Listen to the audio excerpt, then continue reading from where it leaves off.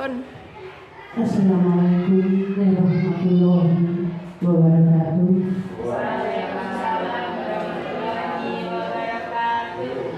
Terima kasih pada Ibu Kepala Sekolah dan teman-teman yang telah membantu saya untuk diseminasi pada sini.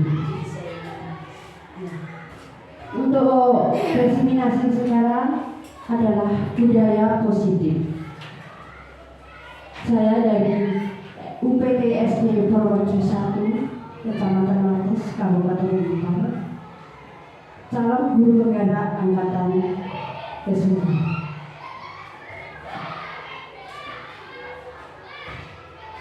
Apakah Bapak Ibu tahu tentang budaya positif? Sudah pernah mendengar dengan budaya positif? Nah, berarti kita yang membahas itu. Yang pertama, apakah yang dimaksud diskriminasi itu? Suatu kegiatan yang ditujukan kepada kelompok atau target individu agar mereka memperoleh informasi, timbul kesadaran, menerima, dan akhirnya memanfaatkan informasi tersebut. Adapun dari tujuan kegiatan diseminasi itu adalah menyebarkan informasi dan pengetahuan secara efektif kepada lembaga atau masyarakat dengan cara yang mudah dipahami dan relevan dengan kebutuhan mereka. Tadi ada jawaban sudah pernah mendengar budaya positif. Tadi ada apa? Nah, sekarang saya juga mau mengartikan secara spesifiknya. Budaya positif adalah suatu perwujudan atau nilai-nilai atau keyakinan universal yang diterapkan di sekolah. Adapun tujuan budaya positif diterapkan di sekolah itu adalah sebagai pembiasaan budaya positif dalam pembelajaran di kelas dan dapat meningkatkan daya nalar murid dengan melakukan kegiatan pembelajaran yang aktif, kreatif, menciptakan pembelajaran yang menyenangkan dan berpihak pada murid, melatih tanggung jawab dan disiplin murid di lingkungan kelas atau di sekolah. Adapun anti budaya positif ada 8. Yang pertama adalah perubahan paradigma belajar. Yang kedua, disiplin positif. Yang ketiga, nilai-nilai kebajikan. Yang keempat, kebutuhan dasar manusia. Yang kelima, motivasi perilaku manusia. Yang keenam, posisi kontrol guru. Yang ketujuh, keyakinan kelas. Dan yang terakhir adalah segitiga restitusi. Perubahan paradigma belajar atau pembelajaran dengan paradigma baru. Yang pertama, pembelajaran dengan paradigma baru adalah pembelajaran yang dirancang berdasarkan prinsip pembelajaran berdiferensiasi sehingga para peserta didik belajar sesuai dengan kebutuhan berdasarkan tahap perkembangan sesuai teori psikologi modern untuk mewujudkan profil pelajar Pancasila.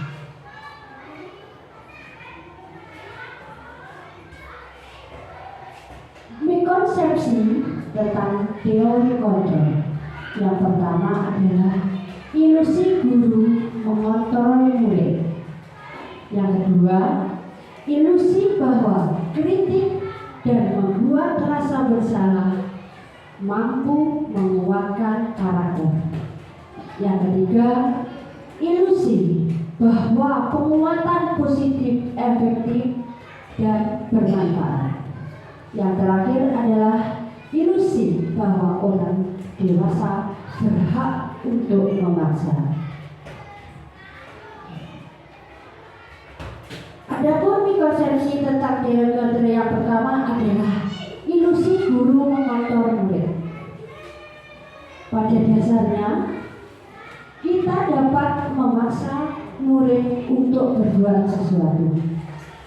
Jikalau murid tersebut memilih untuk tidak melakukannya, walaupun tampaknya kita sedang mengontrol perilaku murid tersebut.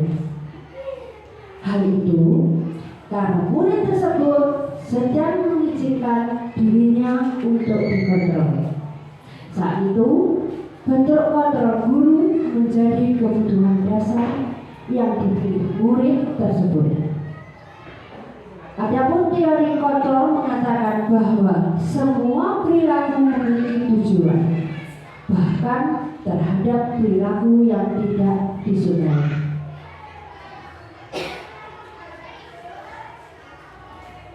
Yang kedua, ilusi bahwa semua penguatan positif, efektif, dan bermanfaat. Tujuannya sebagai bentuk kontrol segala usaha untuk mempengaruhi agar murid mengulangi suatu perilaku tertentu atau suatu usaha untuk mengontrol murid tersebut dalam waktu jangka tertentu. Kemungkinan murid tersebut akan menyadarinya dan mencoba untuk menolak bujukan kita, atau bisa jadi murid tersebut menjadi tergantung pada pendapat sang guru untuk murid itu berusaha. Yang ketiga adalah ilusi bahwa kritik dan membuat rasa bersalah mampu menguatkan karakter. Menggunakan kritik dan rasa bersalah untuk mengoror murid menuju pada identitas gagal. Mereka belajar untuk merasa buruk tentang diri mereka. Mereka dapat mengembangkan dialog diri yang negatif. Kadangkala sulit bagi guru untuk mengidentifikasi bahwa mereka melakukan perilaku ini. Seringkali juga guru cukup menggunakan suara halus untuk menyampaikan pesan negatifnya. Ilusi bahwa orang dewasa berhak memaksa.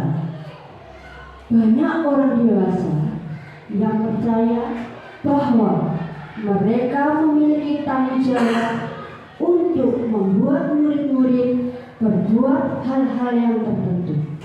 Apapun yang dilakukan dapat diterima selama ada sebuah kemajuan berdasarkan sebuah pengukuran kinerja. Pada saat itu pula orang dewasa akan menyadari bahwa perilaku memaksa tidak efektif untuk jangka panjang dan sebuah hubungan permusuhan yang terbentuk.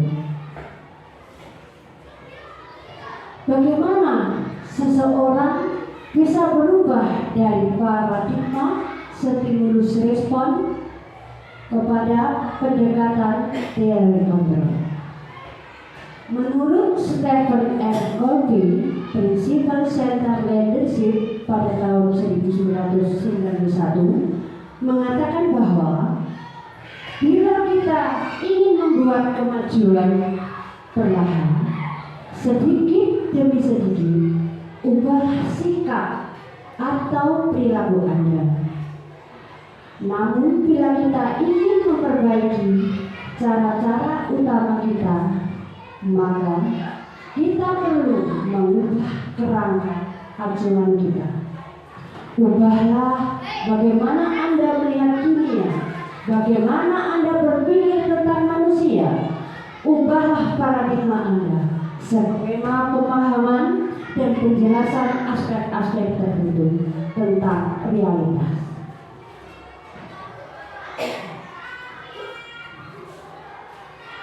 Mengubah paradigma stimulus respon ke pendekatan teori. Perubahan paradigma stimulus respon ke teori kontrol. Bisakah kita mengontrol seseorang? Bapak Ibu bisa mengontrol seseorang? Ini sebagai contoh, kita mencoba mengubah orang agar berpandangan sama dengan kita. Tetapi dalam teori kontrol, kita berusaha memahami pandangan yang lain tentang dunia. Contoh lagi, perilaku buruk bisa dilihat sebagai suatu kesalahan.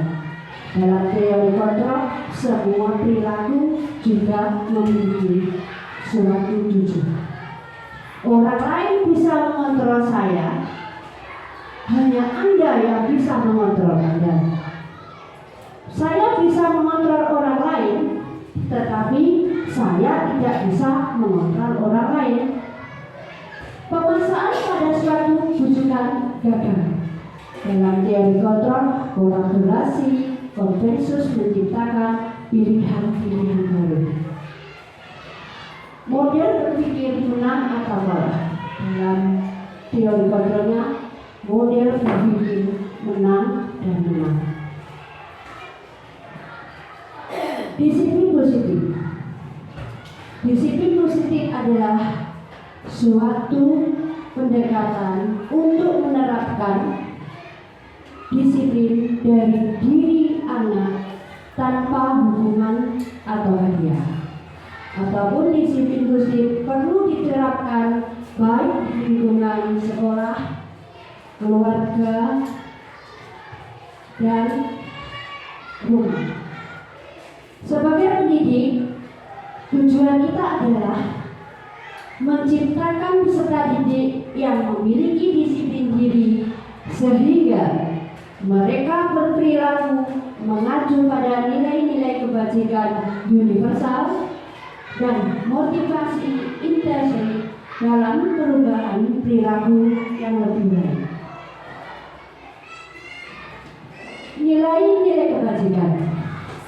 Nilai yang kebajikan adalah nilai yang sudah disepakati bersama, lepas dari suku bangsa, agama, bahasa, atau latar belakang. Contoh-contoh dari nilai kebajikan institusi atau organisasi. Yang pertama adalah pelajar profil Pancasila, yaitu beriman, bertakwa kepada Tuhan Yang Maha Esa, dan berakhlak mulia, mandiri, bernalar kritis, berbidika global, bergotong royong, dan kreatif. Yang kedua adalah primary yes program. Rasa hormat, integritas, mandiri, menghargai, antusias, empati, keingintahuan, kreativitas kerja, kerjasama, percaya diri, dan komitmen. Dan keterampilan hidup itu adalah yang dapat dipercaya, lurus hati, kita bisa sebagai pendengar yang aktif, juga tidak boleh merendahkan orang lain, dan memberikan yang terbaik untuk diri dan sekolahan kita. Kebutuhan dasar manusia adalah segala sesuatu yang kita lakukan untuk mendapatkan apa yang kita inginkan. Seluruh tindakan yang kita lakukan harus memiliki tujuan tertentu, dan semua usaha terbaik yang kita lakukan adalah dalam rangka kebutuhan dasar kita terpenuhi dengan baik.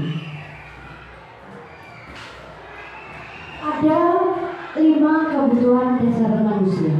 Yang pertama, kebutuhan bertahan hidup.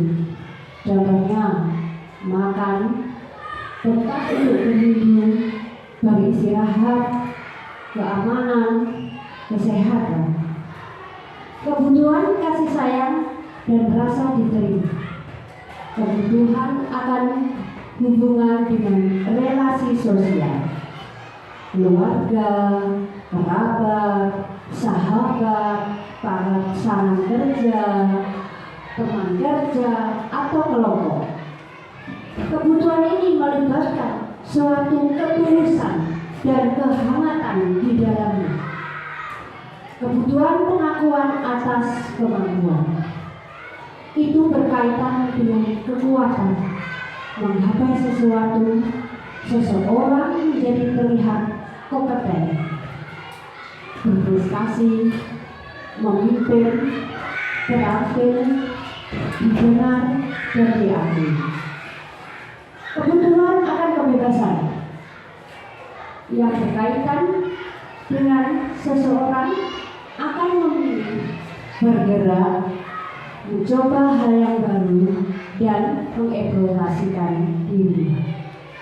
Kebutuhan akan kesenangan, kesediaan akan tatanan, gurauan, dan pembelajaran yang bermakna.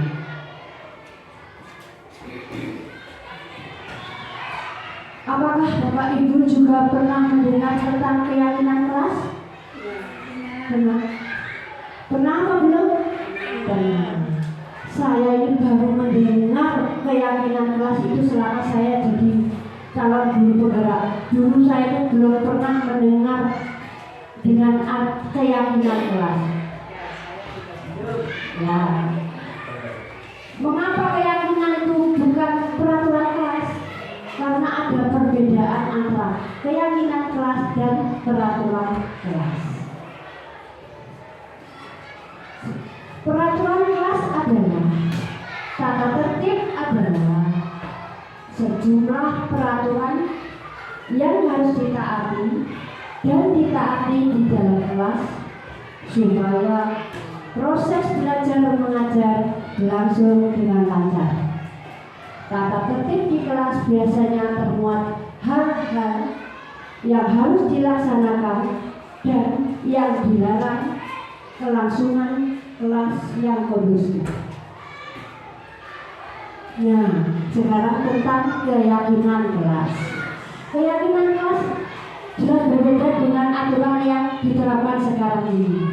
Keyakinan kelas adalah untuk memotivasi peserta didik secara interaksi atau dari dalam diri. Biasanya peserta didik akan lebih bergerak, bersemangat, menjalankan keyakinannya daripada sekitar mengikuti serangkaian peraturan yang ada di sekolah tersebut. Sekarang di pembentukan keyakinan kelas yang bersifat abstrak berupa pernyataan universal dibuat dalam pernyataan positif sedikit agar mudah diingat sesuai dengan kondisi kelas atau sekolah sehingga mudah untuk diterapkan. Semua warga kelas atau warga sekolah dilibatkan saat membuat keyakinan kelas. Demikian mungkin untuk kedepannya Bapak Ibu guru per kelas bisa membuat keyakinan kelas dengan kesepakatan satu kelasnya sendiri-sendiri. Apa yang ingin diterapkan di kelas itu bisa dibentuk per kelas.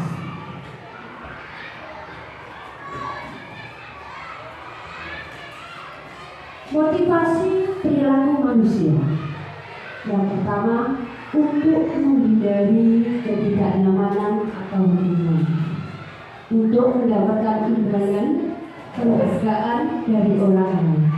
Itu namanya motivasi X dari luar. Kalau yang in itu untuk menjadi orang yang diinginkan menghargai diri sendiri dengan nilai-nilai yang mereka percaya.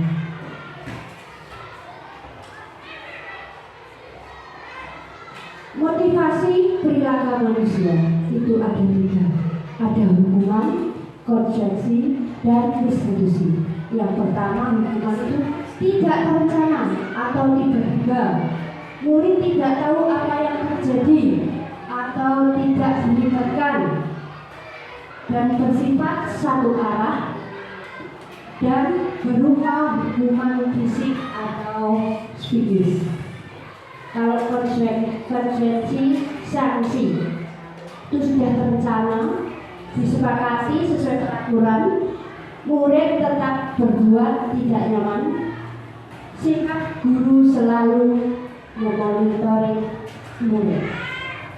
Institusi, proses menciptakan kondisi bagi murid untuk memperbaiki kesalahan. Proses kolaborasi yang mengajarkan murid untuk mencari solusi sendiri. Di sini ada 5 kontrol guru. Mungkin Bapak Ibu belum pernah mendengar dengan posisi kontrol guru. Mungkin yang pernah didengar sebagai penghukum. Ada penghukum, ada pemantau, pembuat merasa bersalah, ada teman, ada manajer. Nah, di sini ada contoh penerapan di mana posisi kontrol guru. Contohnya kasus siswa tidak memakai atribut lengkap pada saat upacara. Nah, itu sebagai apa? Karena dikasih hukuman hormat bendera selama 1 jam, berarti namanya penghukum. Beberapa kali Bapak Ibu guru harus memberitahu kami, selalu saja mengecewakan Bapak Ibu. Bapak Ibu guru, anak tersebut sebagai apa? Pembuat merasa bersalah. Karena apa? Sudah diingatkan berkali-kali, anak tersebut tetap melanggar peraturan yang ada.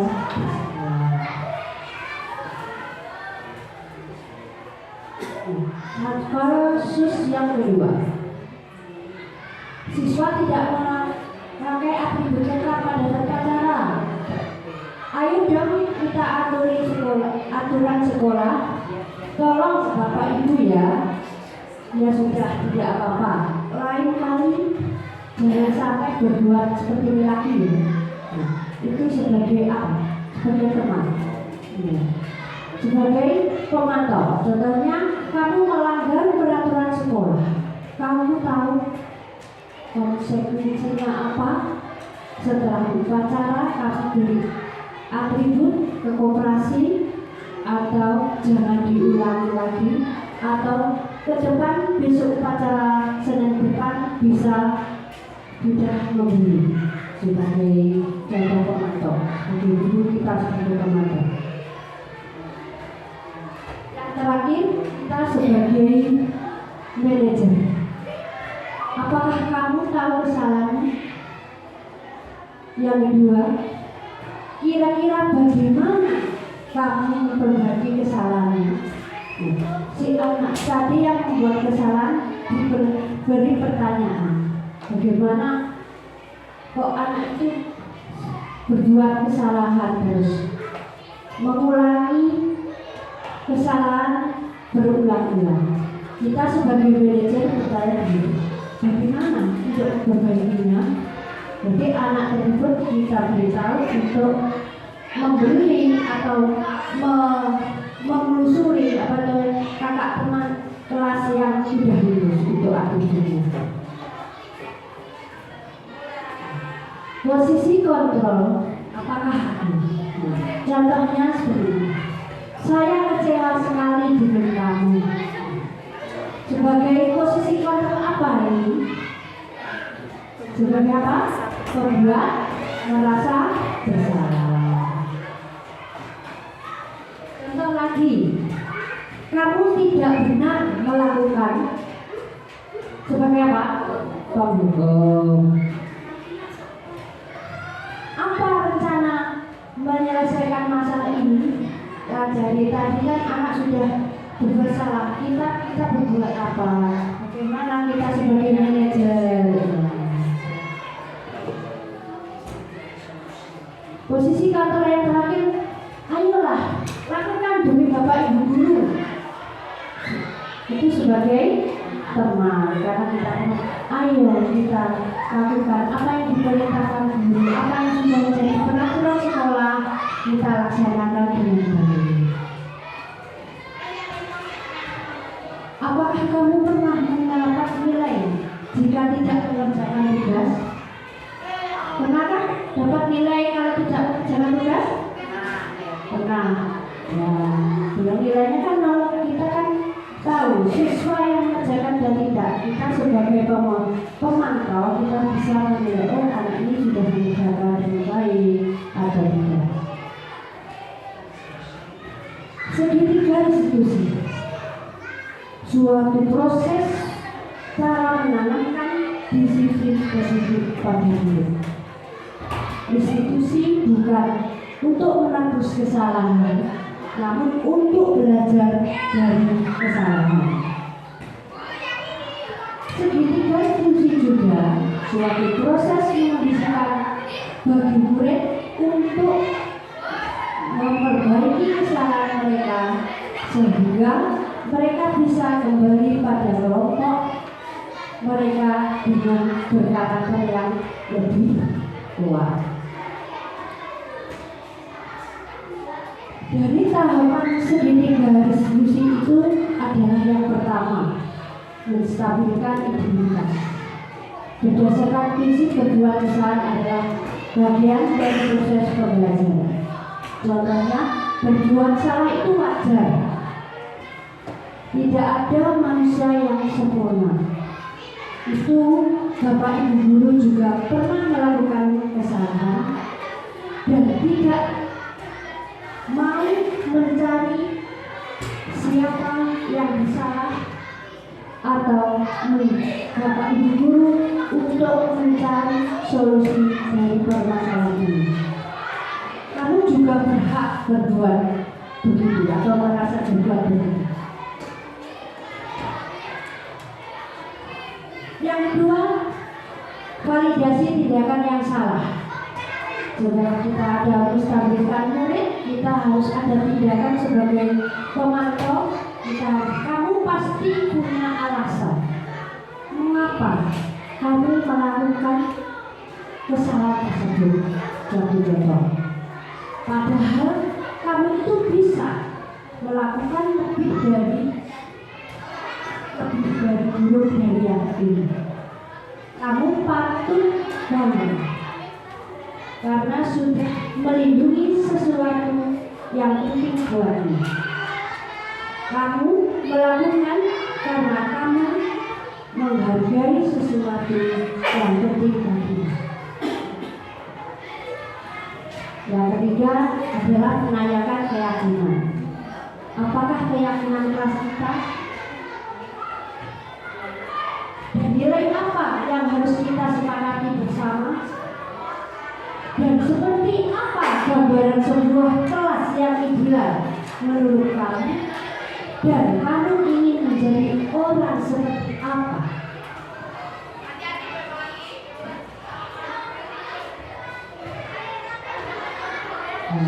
Untuk yang terakhir kali adalah penunjuk. Untuk referensinya ini adalah di sini hendaknya kita sebagai guru memiliki standar kepribadian, profesional dan sosial yang baik, di mana guru mampu merefleksi dirinya dalam posisi kontrol pada saat ini. Bagaimana perjalanan dirinya sebagai among atau manajer yang menuntun murid-murid kita menjadi insan yang mandiri, merdeka, dan bertanggung jawab sesuai dengan standar pendidikan nasional. Terima kasih atas waktu dan tempat untuk diseminasi disiplin positif. Bila ada kata yang salah atau tidak berkenan di hati, saya Heni mengucapkan mohon maaf yang sebesar-besarnya. Wabillahi taufiq wal hidayah. Wassalamualaikum warahmatullahi wabarakatuh.